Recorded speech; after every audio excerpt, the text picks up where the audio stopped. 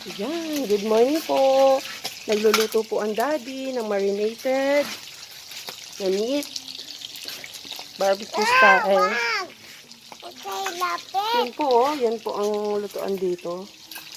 Kaya maganda po magluto dito.